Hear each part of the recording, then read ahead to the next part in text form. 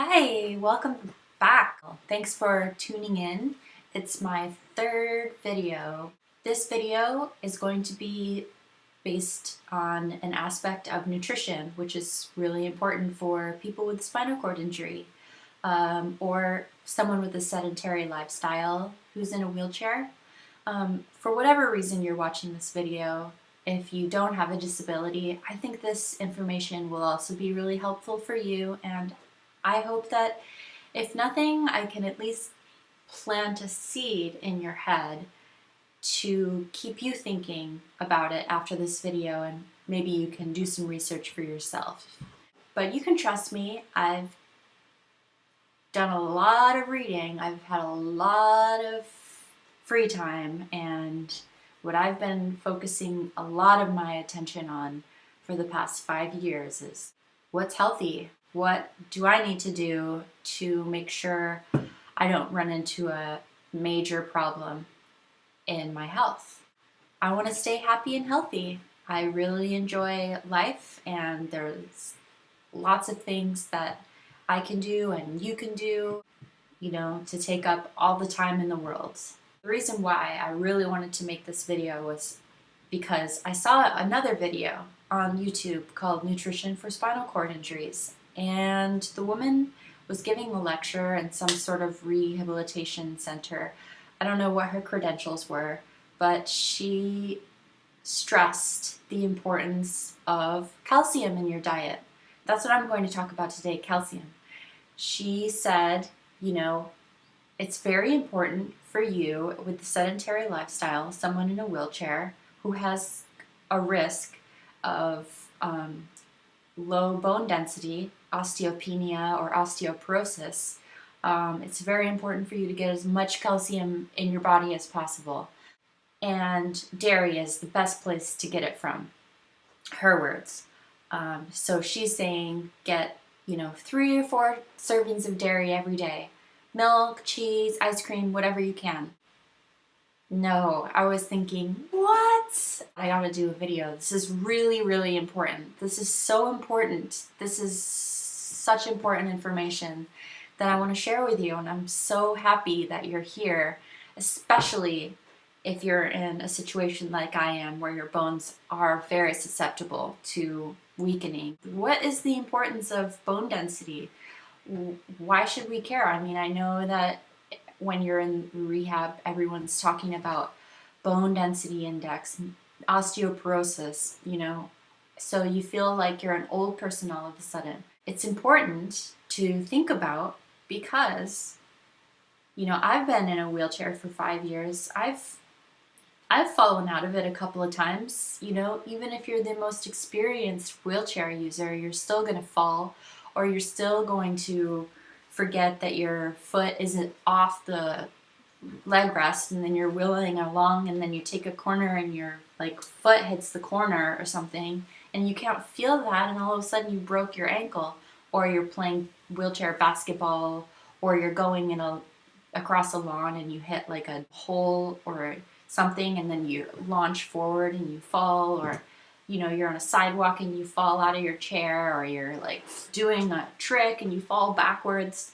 Any of those things where you fall, you're transferring into a car, you're not paying attention, you're going down on the ground, your arm isn't strong enough and gives out.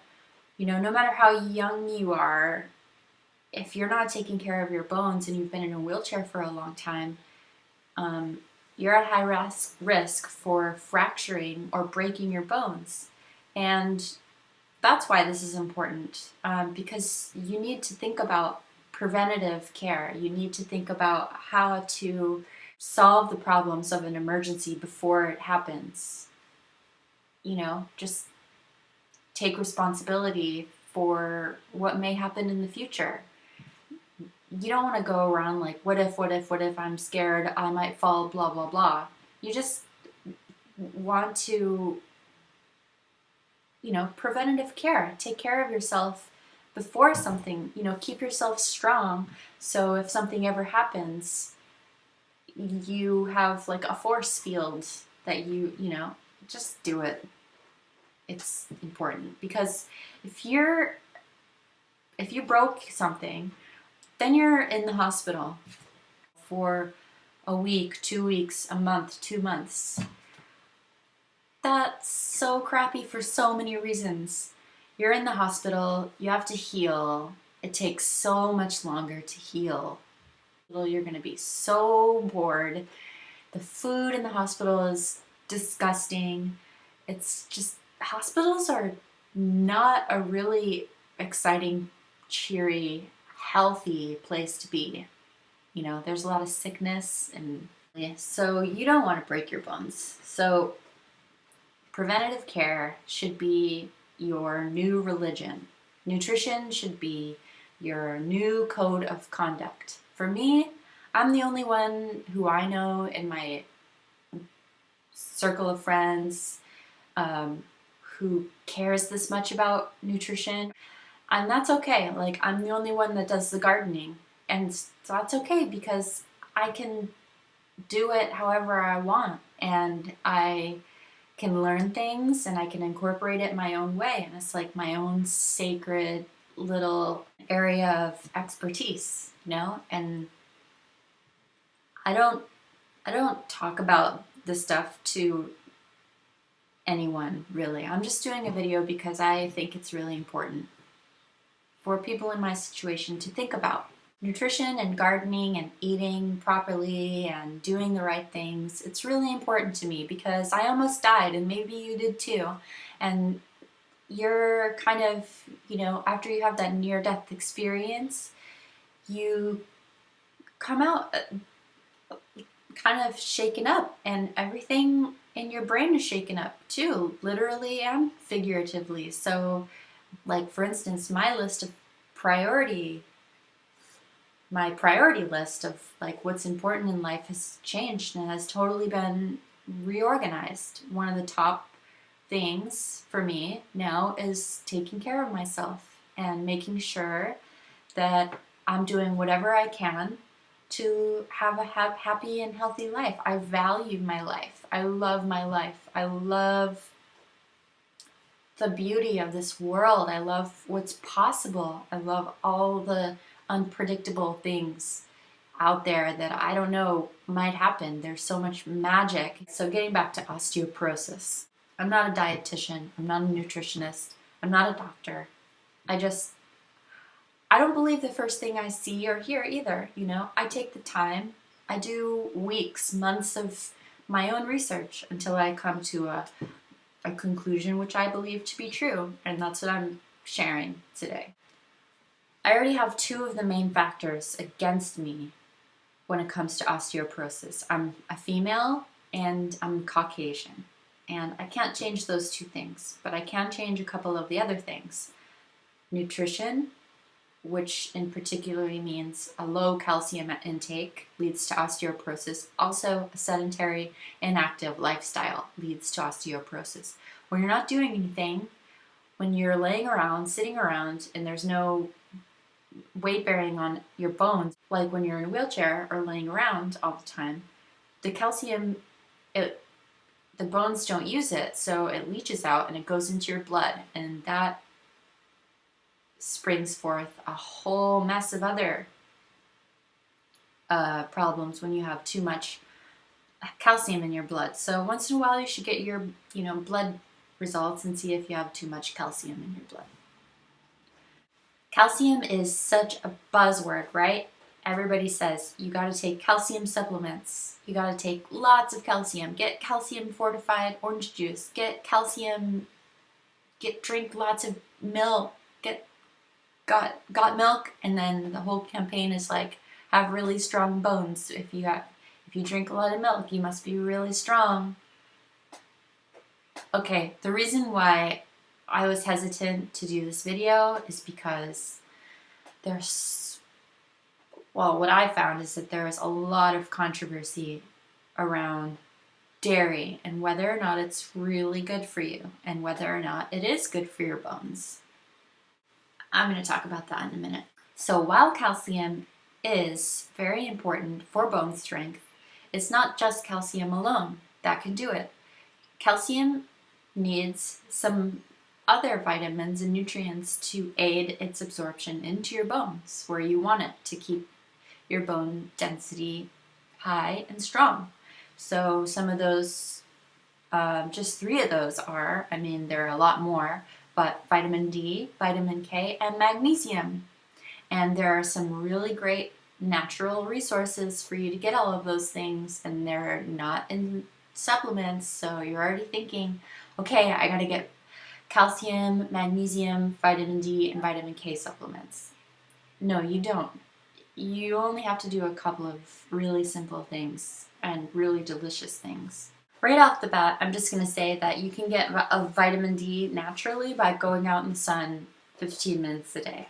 Even if it's partly cloudy, even if it's cold, even if it's too sunny, wear a hat. It doesn't work if you're wearing tons of sunblock though, I don't think. Yeah, 15 minutes a day in the summertime, and I'm pretty sure that it gets stored in your liver. So if you're not making it out so much in the wintertime, it's okay, you have extra sources stored up from the summer.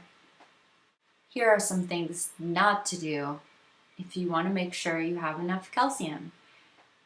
These things take away calcium and inhibit the absorption in your bones and your body. I know protein is another buzzword, but too much protein inhibits calcium's absorption in your body, and especially animal protein. So that's one reason why I don't like dairy. But there's a very delicious way to eat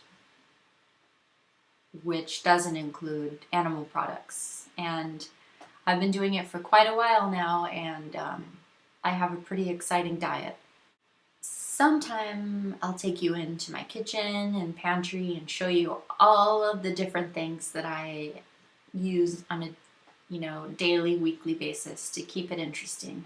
Bone density loss and low calcium is also attributed to high caffeine intake. So you want to limit your caffeine, if any.